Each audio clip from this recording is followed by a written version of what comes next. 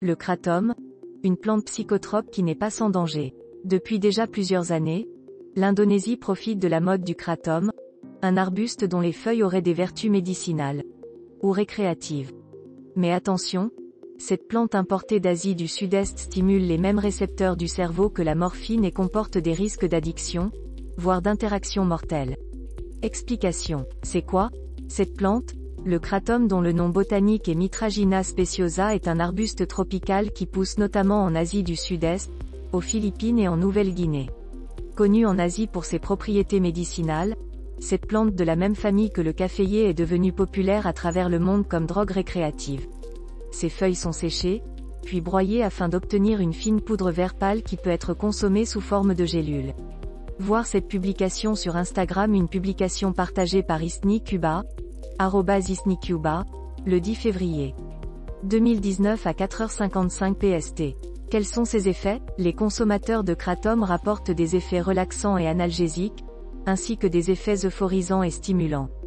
Cette plante importée d'Asie du Sud-Est séduit de plus en plus de consommateurs qui recherchent un soulagement de la douleur, de l'anxiété ou de la dépression. Elle permettrait de surmonter les douleurs chroniques et même d'accompagner le sevrage aux opioïdes.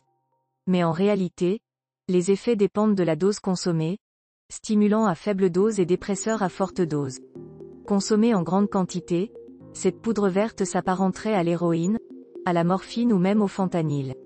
D'où vient cette mode? Le kratom était autrefois utilisé comme substitut de l'opium en Asie, en Afrique et en Indonésie. Aujourd'hui, bien que cette plante soit interdite dans plusieurs pays, l'Indonésie profite de cet effet de mode.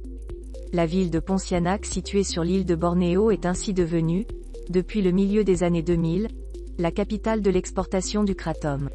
En quelques années, l'Indonésie est devenue le premier producteur mondial de cette plante controversée. Quels sont les risques? Comme toute plante psychoactive, le kratom présente des effets indésirables, somnolence, nausées, vomissements, convulsions, hépatotoxicité, tachycardie, voire arrêt cardio-respiratoire. Mais surtout, cette substance, quoique naturelle, peut entraîner une dépendance et une dérive vers la toxicomanie. Ce complément alimentaire a en effet des propriétés opioïdes. Les États-Unis, qui sont actuellement le premier marché du kratom, s'inquiètent de la progression de cette substance verte sur leur territoire. Environ 5 millions d'Américains consommeraient des extraits de ces feuilles, en infusion ou en poudre. La plante se trouve facilement sous ces deux formes dans des coffee shops ou sur Internet. Selon les autorités sanitaires américaines, la consommation de cette plante serait liée à plusieurs dizaines de morts aux États-Unis. L'Agence américaine de la santé, FDA, souligne que le kratom expose ses utilisateurs au risque d'addiction, d'abus et de dépendance, en se fondant sur plusieurs études scientifiques. De plus, quand cette substance est consommée avec d'autres dépresseurs comme l'alcool, les effets peuvent être un arrêt cardio-respiratoire et un décès. La FDA met donc en garde contre cette plante en vogue dont la consommation peut s'avérer mortelle.